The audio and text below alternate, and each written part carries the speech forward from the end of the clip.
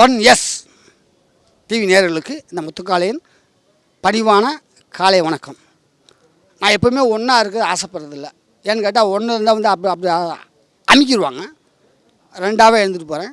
But இருந்தாலும் பரவாயில்லை. இந்த படத்தில் வந்து எனக்கு கொடுத்த வாய்ப்பை மிக சரியாக பயன்படுத்திருக்கேனா இல்லையாங்கிறது அது டைரக்டர் தான் சொல்லணும். இன்னும் அவர்கிட்ட சொல்லியிருக்கேன், எத்தனை படம் எடுத்தாலும் நான் கூட நடிக்கிறேன் சார், என்னை வந்து யூஸ் பண்ணிக்கோங்க சார். நான் தான் ஆசைப்பட்டு கேட்டிருக்கேன். இந்த படம் நல்லபடியாக வரணும். இந்த படம் ஓடிச்சுன்னா அப்படின்னா ஓடும். அவர் ஏகப்பட்ட கலைஞர்களுக்கு என்ன மாதிரி புதுமுகங்களுக்கு வளரும் கலைஞர்களுக்கு நிறையா வாய்ப்பு கொடுப்பாங்கிற நம்பிக்கை இருக்குது. இந்த படம் மாபெரும் வெற்றி அடையணும். என்னுடைய மனமார்ந்த வாழ்த்துக்கள். இந்த படத்தை பற்றி சொல்லணும்னா, அந்த காலம் வந்து ஒரு பஸ்ஸில் போயிட்டு மதுரை டு தேனி வரைக்கும் போகிற அந்த வேலை எடுத்த கதை. இது என்ன களம் எனக்கு தெரியாது. என்னுடைய களத்தில் நான் வந்து 2 சீனை விளையாடியிருக்கேன். அது என்னுடைய மனமார்ந்த வாழ்த்துக்கள். நன்றி. 1S நேயர்களுக்கு எல்லாருக்கும் வணக்கம். என் பேர் விஸ்வக். நான் வந்து மதுரை டு தேனி பார்ட் 2 படத்தோட ஹீரோ. இன்றைக்கி எல்லோரும் ப்ரெஸ் மீட் பிளான் பண்ணியிருக்கோம். 19 ரூபாய்க்கு ஒரு படம் பார்க்க முடியுமா அப்படின்னு நிறைய பேர் யோசிச்சுட்டு இருக்கலாம். கண்டிப்பாக முடியும் அப்படிங்கிற ப்ரூவ் பண்ணுறதுக்காக ஒரு சின்ன பிளானோட இன்றைக்கி எல்லாருமே டிஸ்கஸ் பண்ணலாம் அப்படின்ட்டு இன்றைக்கி கூப்பிட்ருக்காங்க எங்கள் டீம். படம் ரொம்ப அழகாக வந்திருக்கு. ஒரு ஃபேமிலி ட்ராமா, காமெடி, லவ், நிறைய ட்விஸ்ட் அண்ட் டர்ன்ஸ் எல்லாருமே மிக்ஸ்அப் ஆகிருக்கும். விஸ்காம் படித்த சில பசங்க சேர்ந்து படம் எப்படி எடுத்து அதை எப்படி ஜெயிக்க வைக்கிறாங்கங்கிறதான் கதை.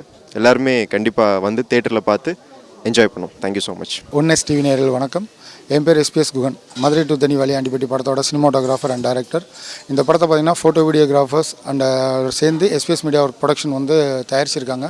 தயாரிப்பாளர் ஜானகி சோனிமுத்து, கோ ப்ரொடியூசர்ஸ் பார்த்திங்கன்னா வெங்கடேஸ்வரி, ஜானகி, சத்யவாணி ஆனந்தகிருஷ்ணன். இந்த படத்தை பற்றி சொல்லணும்னா, மதுரை டு தேனி ஃபஸ்ட் பார்ட்டில் பார்த்திங்கன்னா மதுரையிலேருந்து ஒரு பஸ் கிளம்பி தேனி போகும். அதுக்குள்ளே நடக்கக்கூடிய சம்பவங்களை சொல்லிடணும். இப்போ அதே பஸ் தேனியிலேருந்து மதுரைக்கு வரும். இதில் விஷுவல் கம்யூனிகேஷன் முடித்த 2 மாணவர்களும் ஒரு மாணவியும் வராங்க. அவங்க லட்சியம் வந்து ஒரு படம் எடுக்கணும். டைரக்டர் சந்தான பாரி சாரை யதார்த்தமாக சந்திக்கிறாங்க. அவரோட கதை சொல்லி எப்படி ஒரு படம் எடுக்கிறாங்கன்றது மட்டும்தான் இதோட கதை.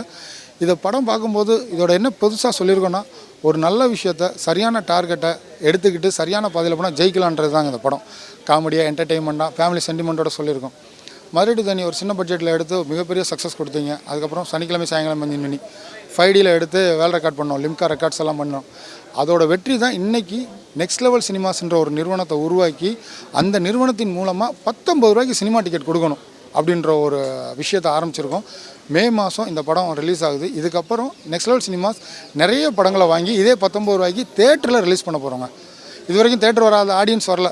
ஏன்னா ரேட் ஜாஸ்தி, டிக்கெட் ரேட் ஜாஸ்தி, இந்த மாதிரி புது படங்களுக்குன்னு அதை குறைச்சிருக்கோம். உண்மையிலேயே நீங்கள் திருட்டு வீடியோவோட ரேட் ரொம்ப கம்மி. நீங்கள் இந்த படத்துக்கு கொடுக்கக்கூடிய ஒரு சக்ஸஸ் கண்டிப்பாக அடுத்தடுத்து நிறைய படங்கள் வர்றதுக்கு உதவியாக இருக்கும். இன்னும் நிறைய படங்கள், நிறைய நிறுவனங்கள் இது ஒரு நியாயமான நீங்கள் வெற்றியை கொடுத்தீங்கன்னா இதே மாதிரி கொஞ்சம் ரேட்டை குறைச்சி அவங்களுக்கும் வர்றதுக்கான ஒரு வாய்ப்பாக இருக்கும். நெக்ஸ்ட் லெவல் சினிமாஸ் ரிலீஸ் பண்ணுற அத்தனை படங்களும் வெறும் 19 ரூபாயில் நீங்கள் டிக்கெட் எடுத்து படம் பார்க்கலாம். உங்களுடைய ஆதரவுக்கு வெயிட் பண்ணுறோம். நன்றி, வணக்கம். இந்த 19 ரூபா சாத்தியம்னா சாத்தியம். 2-3 கொஸ்டின்ஸ் தாங்க. என்ன அப்படின்னா, சின்ன படங்கள் நான் ஓன் ரிலீஸ் தான் பண்ணேன் எல்லா படமுமே. மதுரை டு தேனி ஒரு பெரிய சக்ஸஸ். அடுத்த படம் டோட்டலாக என்ன வாஷ் அவுட் ஆனோம். அதுக்கடுத்து அப்படியே இன்னும் சினிமாவில் இருந்துக்கிட்டே இருக்கோம்னா தரமான படங்கள் எடுத்திருக்கோம். ஒன்று, எங்களுக்கு ப்ரெஸ் பீப்புளோட சப்போர்ட்ஸ். சின்ன படம் இல்லாமல் அந்த மதுரை டு தேனியெல்லாம் ஜெயிச்சப்போ அவ்வளோ அழகாக தூக்கி கொண்டாந்தாங்க. சனிக்கிழமை சாயங்காலம் அவ்வளோ ப்ரொமோட் பண்ணாங்க. இது எல்லோரும் கேட்குற கேள்வி, இந்த 19 ரூபா விஷயம் எப்படி நடக்கும்? 100% நடக்குங்க, இது மக்களோட சப்போர்ட் இருந்தால். இது ஏன் இந்த கொஸ்டின் உருவாச்சு எங்களுக்கு? இப்போ நாங்கள் படம் எடுத்து ரிலீஸ் பண்ணுறோம். நிறைய பேர் சொல்லுவாங்க தேட்டர் கிடைக்கிறது இல்லை, தேட்டர் தரமாட்டேன்றாங்க. ஓப்பனாக சொன்னால் தேட்டர் அதிபர்கள் யாருமே இந்த சின்ன படம், முதலீட்டு படங்களுக்கு, புது படம் தேட்டர்லாம் தர முடியாது போயானலாம் சொல்கிறதே இல்லை. அவங்க ஏன் அப்படி ஒரு வார்த்தை சொல்கிறாங்க அப்படின்னு நீங்கள் கேட்டுக்கிட்டிங்கன்னா, இந்த புது படங்களுக்கு ஆடியன்ஸ் உள்ளே வர்றதில்லை. ஸோ ஆடியன்ஸ் ஏன் வர்றதில்லைன்றது ஒரு கேள்வி. ஆடியன்ஸ் ஏன் வர்றதில்லைன்னா, sir Rajini sir, Kamal sir படம், அஜித் சார் படம், விஜய் சார் படம், இப்படி இப்போ இன்றைக்கி விஷால் சார் படம், இப்படி எல்லாமே 80 ரூபா 120 ரூபா டிக்கெட் கொடுத்து பார்க்குறோம். இது யாருன்னே தெரியல, ஒரு புது படமாக இருக்குது. இதுக்கும் அதே டிக்கெட் கொடுக்கணுமா? டிக்கெட் ஜாஸ்தி, இது என்னத்தில் போய் பார்த்துக்கிட்டு அப்படின்றத ஒரே இதில் முடிச்சிடுறாங்க. சரி, இப்போ தேட்டர் வரலன்னா எங்கள் நிலைமை என்ன? தேட்டர் வர எந்த படத்தையும் சேட்டலைட்ஸும் வாங்குறதில்ல. இப்போ மதுரை டு தேனி பார்த்தீங்கன்னா தேட்டர் வந்துச்சு, 2வது நாளே அது டாக் இருக்குன்னு மிகப்பெரிய ரேட்டுக்கு போச்சு எங்களுக்கு கலைஞர் டிவிக்கு. ஸோ இப்போ எதுவுமே இல்லாமல் படம் எடுத்து என்ன பண்ண போகிறோம்? அப்படி எடுத்து படம் பண்ணும்போது எனக்கு எந்த எதிர்பார்ப்புமே கிடையாது. அன்னைக்கு ஆசை, நான் ஒரு படம் எடுத்து ஸ்க்ரீனில் என் பேரை பார்க்கணுன்ற ஒரு விஷயம் மட்டும்தாங்க இருந்துச்சு. அதனால் எனக்கு எதை பற்றியும் கவலைப்படல, படம் பண்ணோம். ஆனால் இன்றைக்கி அப்படி இல்லை. ஒரு படம் எடுத்தால் அதை ரிலீஸ் பண்ணணும், அது போட்ட அமௌண்ட்டாவது திருப்பி வரணும். அதுக்கு இன்றைக்கி கேரண்டியே கிடையாது. போட்ட அமௌண்ட்டு வருதான்னா 10 பைசா இல்லைங்க. போஸ்ட் ஓட்டுற காசு ஆகட்டும், கவர் காசு ஆகட்டும், எதுக்குமே எந்த காசுமே வர மாட்டேங்குது. அப்போ என்ன தான் பண்ணலாம்? அப்போ சின்ன படம் எடுக்கிறவங்களாம் நாங்கள் ப்ரொடியூசர் கவுன்சில் போனீங்கன்னா ஒவ்வொருத்தரும் மீட்டிங் பேசுகிறாங்க. சின்ன படம் தயாரிப்பாளரை காப்பாற்றணும், அதான் வருது அதான் வருது. ஆனால் என்ன ஸ்டெப் எடுத்திருக்கோம்? ரொம்ப சிம்பிள் லாஜிக்குங்க.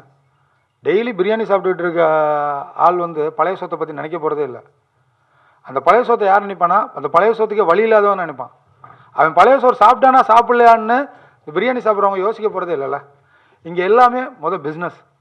நம்ம சொல்கிறோம் அந்த கலை சேவை கலைக்காக அப்படின்னா அதெல்லாம் கிடையாதுங்க. அதெல்லாம் தாண்டி பிஸ்னஸ் தாங்க இது. சும்மா யாருமே கலை சேவைன்னா எல்லாருமே சும்மா ஃப்ரீயாக வந்து ஓசியாக வந்து நடிப்பாங்களா, டைரக்ட் பண்ணுவாங்களா, எடுப்பாங்களா, தேட்டரில் ரிலீஸ் பண்ணுவாங்களா? எதுவுமே கிடையாது. சும்மா சொல்லிக்கலாம்.